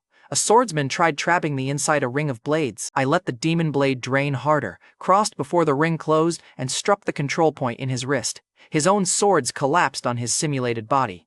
Another owner filled his territory with ice. I pushed thunder through the frozen floor and used the entire zone as one conductor. His defense became the fastest route to him. My territory chain grew, Romans grew faster. Every time his spear crossed a border, another owner vanished and several territories changed hands behind him. The crowd stopped counting scores and started counting the zones between us. Half the Colosseum chanted for the collision. Roman's section yelled for him to catch me before I earned another credit. He kept cutting a line toward me. I kept stepping sideways for paid eliminations. Avery posted through the stream, Roman is getting angry. I thought he wanted me. He wants you to stop treating the final like a side job. A new mission offered credits for eliminating one of Roman's crew. That settled my route. The next zone belonged to Roman's bald lieutenant. He had spent the tournament shouting as though his captain's reputation protected him too. The lieutenant stepped over the boundary carrying a long spear. Roman stopped 2 territories away and let him enter first. The bald lieutenant lifted his weapon. Captain Roman shouldn't waste full power on a coward farming weak players. I checked the mission amount. You talk like paid side content. His face tightened. Good. Apparently every loud bald man in the tower wanted a turn. He thrust at my injured arm. The spear moved fast, but the qualifier had already shown me Roman's timing. The lieutenant copied the captain's straight line without the weight behind it. I let the point pass my ribs, caught the shaft under my guard, and twisted. He pulled back before I could cut it. The crowd cheered because he had survived one exchange. His shoulders loosened, then he drove forward again, adding a wide sweep after the thrust. I activated the demon blade harder. Rank B greed caught more of the drain, and my right hand stayed steady long enough to meet the shaft. Steel touched steel. Thunder flashed along the demon blade. His spear split in the middle. The broken point spun past his face and buried itself in the territory wall. Roman's crew stopped shouting. The lieutenant stared at the half-weapon in his hands. I kicked him through his own boundary marker. He hit the ground, tried to rise, and raised the broken shaft as though it were still a spear. I crossed the distance and cut through his simulated chest. The arena removed him. His territory transferred to me. The viewer mission paid. His captain's protection had lasted exactly until the first clean hit. Roman's front row went silent. The rest of the Colosseum laughed at the broken spear before remembering whose lieutenant had owned it. Even Monica paused over the next score update. Roman's name had earned him cheers. It did nothing for the broken spear. Roman stepped across the next boundary before the elimination light faded. The crowd found its voice again. Avery's warning flashed across my rig. Luther and security were closing on the masked woman. Fleetstep remained above the arena. Roman stood in front of me with his full spear finally glowing. I slid the demon blade back into its sheath. Rank B! Greed tightened around my pulse. Stormheart answered beneath my ribs. Yellow lightning gathered in my empty hand and started taking the shape of a blade. Roman stepped into my territory, and the yellow lightning in my hand finished becoming a blade. Stormheart held compressed thunder in shape without steel. Rank B! Greed caught the backlash. My burned arm still paid the rest. The Colosseum went quiet enough for the current to crackle through the arena feed. No system label appeared. The audience only saw thunder holding a sword shape after I sheathed the actual weapon. Good. Roman had to test it before the crowd learned the trick. Monica forgot her commentary for one breath. Roman's eliminated lieutenant reappeared beside his crew and grabbed the railing. That isn't the demon blade, the lieutenant warned. Roman studied the empty space beside my hand. I raised the lightning edge. Do you want to run? Roman smiled. You finally brought the interesting version. I lowered the lightning edge. Terrible answer. The crowd recovered and screamed his name again. Look, I had paid 80,000 credits to make one reckless decision last longer. That was the whole financial strategy. Roman's chain of territories made the stakes simple. If he beat me, he took mine. If I beat him, his whole chain transferred to me. One owner, one challenger, one exchange for first place. Every other fight stopped. Territory owners held their borders and watched our zone. The public feed centered on us. Roman planted the spear butt against the simulated ground. Light tightened around the head until the stone beneath him cracked. His front row stood. The crew that had cheered his every strike stopped shouting and watched. Avery gripped the arena rail above my territory. The masked woman remained somewhere beyond her, hidden inside the crowd. Luther and security had started closing the exits around Fleetstep. I left the masked woman problem to Avery and kept my eyes on Roman. The spear captain rolled one shoulder. Stormbreak threw me out for 10 years. I kept the lightning blade low. Roman continued. I buried teams there, then I rebuilt and returned. At some point, I stopped knowing whether I wanted the passage or only refused to lose to it. The cave addict had finally said the honest part. Roman had corrected the merchant who tried to cheat me, then nearly folded my arms without a visible skill. His confidence had receipts, which was a nice change. That's obsession, I told him. Roman's grip tightened. Then respect it. I do. Raised the pure blade toward his throat. That's why you're getting everything. His crew heard the answer, so did the crowd. Roman's grin vanished. He planted both feet and pulled the spear back. The air compressed around the point. Territory markers behind him shattered one after another before he moved. A ring of pressure spread from his boots. The nearest broken stones lifted, hung for a second, then shot away from him. His spear light narrowed into one line. Roman was packing everything into the thrust. The bald lieutenant stopped yelling. One of Roman's crew told the captain to wait for my weapon to fail. Roman ignored him and packed more light into the spear. My player rig flashed warnings across the edge of my vision. The pure blade drained thunder faster than the demon blade drained stamina. Pain reopened every black bolt burn, and my fingers started going numb. I tightened my grip. Roman saw it. Your arm won't survive this. It only needs to survive you. That line made him grin, then he charged. The first step broke his territory floor. The second erased the distance between us. Roman repeated the straight line that had pinned my injured hand in the qualifier. He aimed for the same public collapse. He also kept the rear hand loose. If I dodged left, the shaft could rotate into the same side strike that had erased the forest. If I went right, his front foot blocked the lane. Retreat gave him my territory. The straight lane was the one he had already beaten in the qualifier. I moved straight toward him. Avery shouted my name from the rail. The crowd thought I had chosen a strength contest after losing the first one. Reasonable conclusion. Very bad news for my insurance. Roman's spear entered range. I turned the lightning blade flat and met the point. The impact drove force through my wrist, elbow, and burned shoulder. The wrap split. My boots carved backward across the territory floor. The first boundary line broke behind me. A second line flared under my heel. If he drove me across it, the territory would register the loss before I found another angle. Roman kept advancing. His spear light widened, crushing stone on both sides of the point. The pressure tore the nearest boundary marker from the ground and threw it into another zone. The pure blade bent under the force. Then it reformed around the spearhead. That was the advantage steel never had. Stormheart kept feeding the shape, and rank B bought my arm enough time to change it. I rotated my wrist. Yellow current slicked around the spearhead and locked along the shaft. Roman twisted the weapon, trying to shake the connection before the thunder reached his hands. A steel sword would have torn free. The lightning edge changed with the twist and formed on the other side. Roman changed the angle again. I changed faster. Roman kept both hands on the spear and drove his back foot deeper. More light flooded the weapon. That was Roman. The man had spent 10 years arguing with a mountain. Of course he doubled down against electricity. The pressure forced my burned arm lower again. My elbow crossed the last safe angle. Avery saw it and slammed one hand against the railing. Roman's crew leaned forward together. The crowd began chanting his name because they recognized the same physical collapse from the qualifier. They had seen the old weapon lose. The new one was still growing around the spear. The bead heated against my chest. Stormheart pulsed hard enough to shake my breathing. The blade sharpened. Roman's spear point moved within a hand's width of my chest. Breaking away surrendered the territory and left the qualifier's question alive. Roman had earned the full answer, so I pushed every remaining thread of thunder through the blade. Yellow light covered my arm and crossed the spear shaft.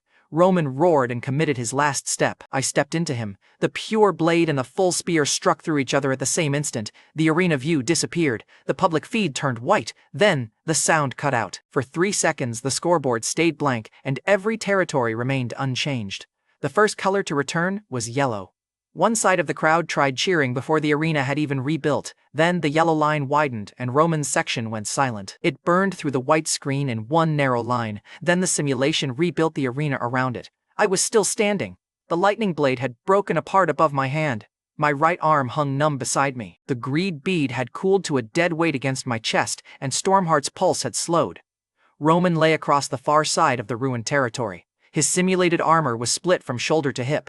One leg had disappeared from the combat model, and the spear lay in 2 glowing pieces beyond his reach. He tried to rise once. The damaged simulation dropped him back to one knee. The arena stayed silent.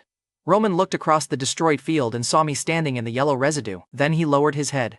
The tower system confirmed what the collision had already decided. Roman Dacre eliminated. Territories, 283. Champion, Levi Madsen. The first people to stand were Roman's own crew. The bald lieutenant lowered the broken virtual spear still fading from his hands. Then he faced Roman and straightened. His front row lifted their broken tournament spears in salute. The rest of the Colosseum followed. The same section that had booed my entrance started shouting my legal name. Avery finally released the rail. A Pulse staffer showed her the paid betting result. Pulse's side of the arena erupted. Blue District staff lowered their recruitment displays. Luther moved his sword from resting carry to a ready grip. Then fireworks broke over the open roof.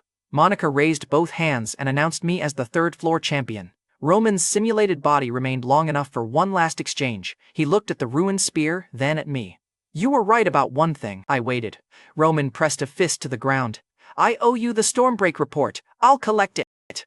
One corner of his mouth lifted. Then the arena removed him. My right arm was numb, greed was empty, and every faction had seen the card. The championship still belonged to me. Above the center platform, Blue District's glass case descended through the fireworks. Fleetstep waited inside. The case opened. The glass case reached the champion's platform, and Monica placed Fleetstep in my hands.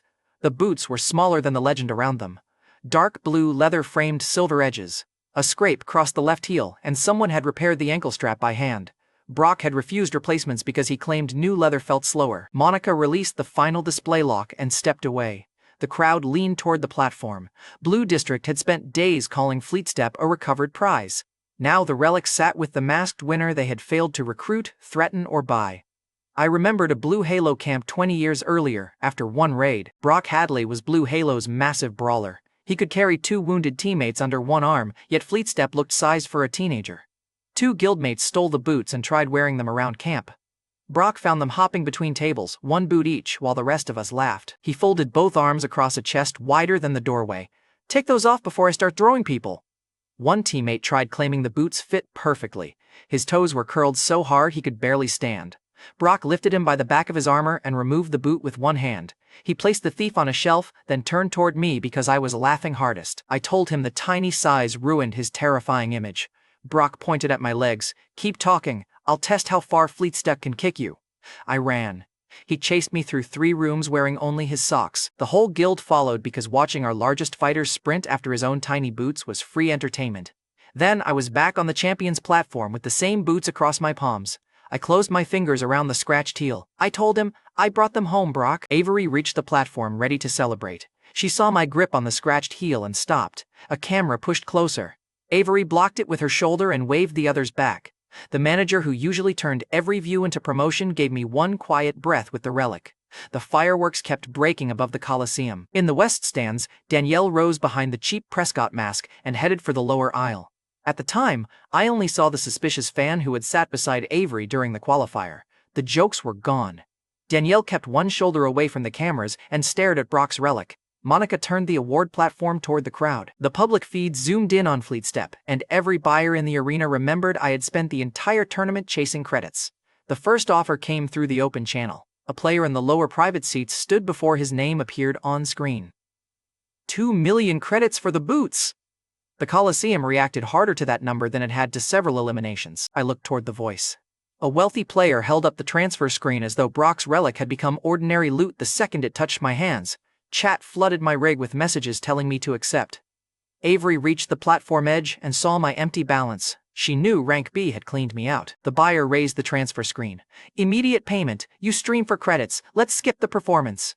He had watched me risk permanent death for money. His tone said that settled the answer. Fair prediction. Wrong relic. Before I answered, a second buyer stepped into the aisle. 4 million. The first offer vanished under the larger number. 4 million credits could buy upgrades, private rooms, equipment, and enough recovery time to stop treating every injury like a subscription service. Everyone had watched me kill Garrick for 3,000 and spend 80,000 in one break. The arena expected the cash goblin to crack. I kept holding Fleetstep. The second buyer smiled. 4 million. Final offer. Chat began calculating how many greed upgrades that could buy. Avery looked from my empty balance to my face and stayed silent. A third buyer called from a private box above Blue District's section. 10 million credits. The entire Coliseum went quiet. The transfer request filled my player rig. Payment was immediate and unconditional. 10 million became available the moment I released the boots. Even Avery stopped moving. 10 million would buy years of progression in one decision. It would rebuild the Demon Blade setup, fund Stormbreak attempts, and cut a visible chunk from Travis's 20-year advantage. My silence made the private box buyer repeat the number. 10 million, he said. Name the transfer point. He kept the payment public. Every camera could see 10 million sitting beside Brock's boots. I closed the request. I answered, "No." The buyer leaned over the rail. "You rejected the offer screen by mistake." I looked up at him. "Fleetstep isn't for sale," he tried again. "Everything has a price." Yellow thunder rolled across the champion's platform. It climbed the glass case, crossed the floor, and stopped beneath the private box. Every active transfer request on my rig died at once. The buyer stepped back from the rail. I held Fleetstep against my chest with my good arm. I repeated, "No sale." Every buyer lowered their transfer screens. The market around the platform stopped moving. The first buyer sat down. The private box owner stepped away from the rail. Blue District staff looked from the dead requests to the boots in my hands. Chat stopped posting prices. Viewers began repeating one fact: the boots belonged to Blue Halo. Danielle kept coming down the west aisle. She had heard the refusal. She still did not know who held the boots. The security recording later showed Miriam Lowe, the second upper floor fighter on relic duty, joining Luther at the stairs. Levi Prescott protected guild relics the same way. Luther drew his weapon. "A fingerprint isn't proof. The masked woman is still moving." They started down with security. Danielle kept coming. Avery reached me first. Her earlier fluster was gone. She stepped between me and the west aisle while scanning the crowd. Avery warned, The fan beside me used a face-changing technique. She tested my strength, disappeared before Luther arrived, and she's coming this way. Roman's last strike had left my right arm half numb, rank B greed was empty, and Fleetstep occupied my left hand. Avery stood close enough that a wide counter could catch her. Drawing the demon blade would take one clean motion. I followed Avery's stare. The hooded woman moved through the crowd without touching anyone. People shifted before her shoulders reached them. The cheap Prescott mask hid her face. The loose coat hid one hand. The arena cameras caught her spotting Luther's team in the polished side of a camera rig. She changed pace without turning her head. Two excited spectators crossed behind her, and she used the gap to reach floor level before security closed it. Avery lowered her stance. "Stay behind me." I stepped beside her instead. The woman stopped 20 feet from the platform. She had security behind her, Avery in front of her, and hundreds of witnesses on every side. She still kept coming until only the open floor separated us. She looked at Fleetstep in my left hand first, then her gaze dropped to the boots I was already wearing and fixed on the joints above them. My ankles. The crowd began turning toward Luther's team. Monica called for the aisle to clear. Cameras swung toward the upper floor fighters and pulled attention away from the lower rail. The masked woman used that second. Her hidden hand came out holding a short blade. She kept the weapon low beside her thigh. The point faced inward, her shoulders stayed loose, and her front foot angled across my line instead of toward my chest. I knew that stance. Blue Halo Blade fighters used it when they wanted the legs intact enough to question afterward. Avery saw the blade and reached for the woman. The masked woman's eyes stayed on Fleetstep, then her weight shifted toward my ankles.